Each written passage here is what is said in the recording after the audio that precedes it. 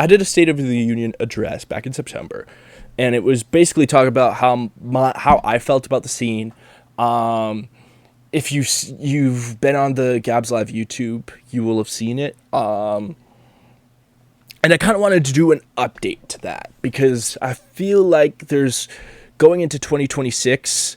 There's this strange optimism I have for the scene. That it feels like there's something coming. I don't necessarily know what, but part of that is the announcement that First Class Fest is doing a fucking stadium. A fucking stadium. Let me pull this up because, brother, what? How?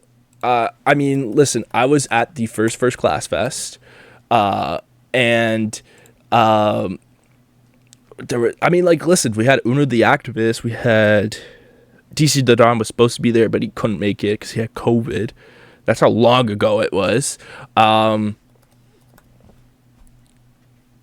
remember going insane because shout out Devon, met Killy. But that was the same year as like Rolling Loud came to Toronto.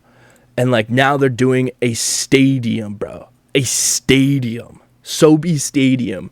Like, I'm pretty sure the capacity is like 9,500. Yeah, so 12,500 for, I don't know, because I think this is like the first year they're doing concerts at Sobeys, I think.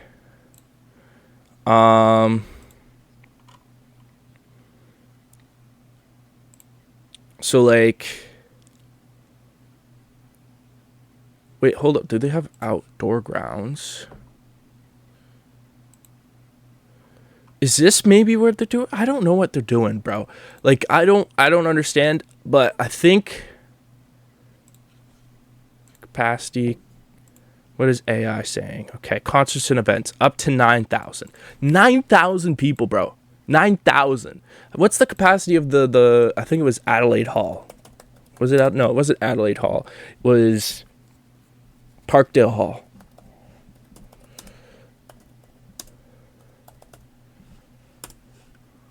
Capacity.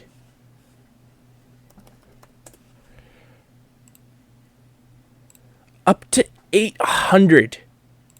Going from freaking, bro, 800 to 9,000 in 3 years, 4 years now. That's insane, bro. It's insane. I don't know, and that's like, we have like a future, a distinct future for the scene. Listen, like, again, everyone's gonna be doing their thing this year. I think that's pretty obvious. I don't know what happened in 2025, but it was rough for everyone, it seems like. And so there's clearly hope for the Toronto scene, more than there was 6 months ago when I made that video. And so, I mean, like, what I am looking towards is, again, new faces, for sure. New faces. Old faces finding a new love for everything. And people just starting to create art again. Because I think part of the reason everything kind of took a minor setback was the numbers just didn't, they plateaued.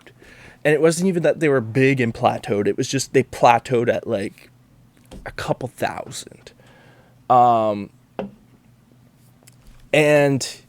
the belief was before that if you just kept going, that all of a sudden you'd blow up.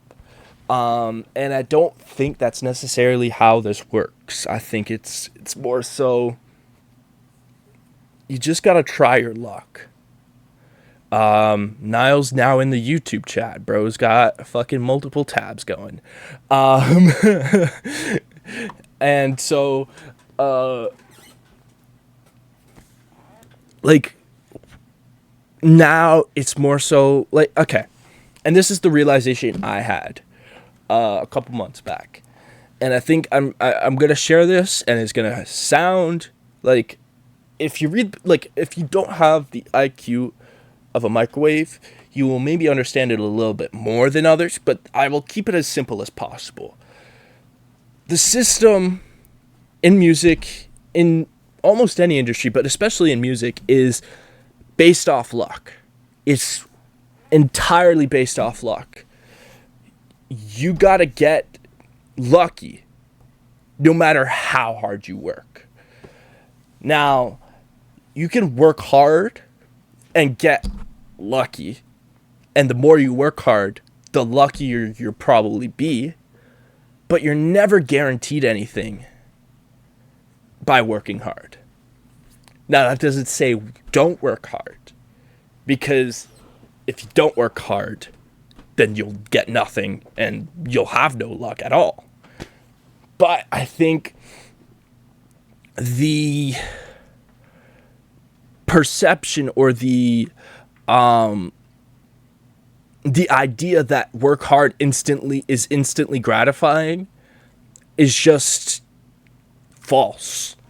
It's false. Like, you cannot, without a little bit of luck, you can't make or do anything on a grand scale.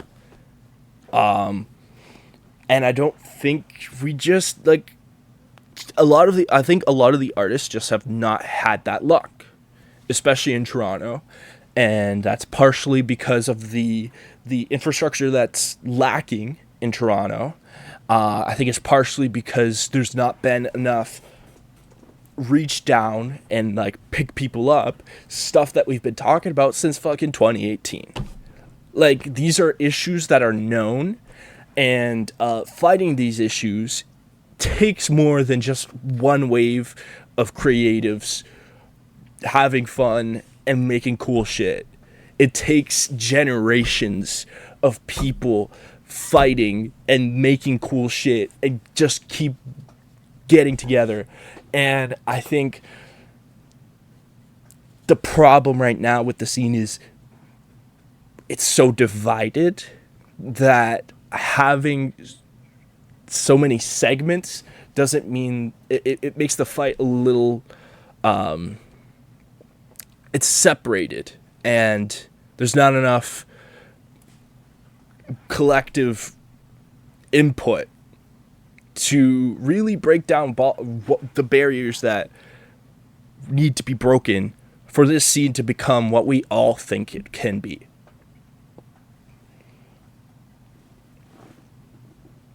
And that may sound like it's like a whole lot of nothing, but I encourage you to think about that a little bit. Think about all your friends, the most poppin' friend you know, the guy with the most motion right now. Think about how much work he's put in and the level he's got to being so low. Let's be real, right? Like, if I'm like tier listing the amount of motion, this is so fucking brain rot, but like, if I'm like putting everybody in a tier list with the most, the numbers at least, right? You're putting Gunner up top. Right now, he's got the world's attention. He just had a sold out tour, not only in Toronto, like he had a show in Toronto, but he had a show in Chicago, LA. Like, he's got a broad reach. Even him, at the work rate he's had, I mean, listen, like, I've known of Gunner since the first Class Fest.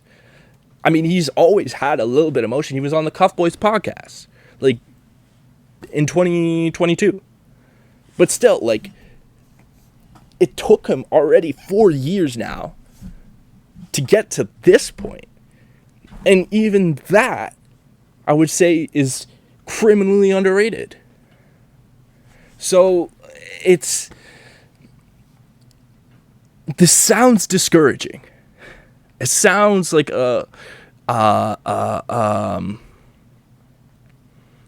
very pessimistic, but it is meant to be. It is meant to motivate you, and I'll tell you why. Because nothing good comes easy. Nothing worth living for or working for is gonna come easy. And I think the scene has kind of adapted to that. And every time I say the scene, I cringe a little bit, because it's like, what the fuck do you mean the scene? But there's a clear collective group of people that is remotely doing the same thing, is what I mean by the scene, right? And we just got to try our luck. Just keep trying our luck. And that's what I've learned over the last year. Not really doing content full time, not really doing everything. I had real life shit to deal with. And to be able to really make it and go far and do what I love, I gotta just do what I love until I get lucky. And so that's why I'm here. I'm here to get lucky. I'm here to fuck.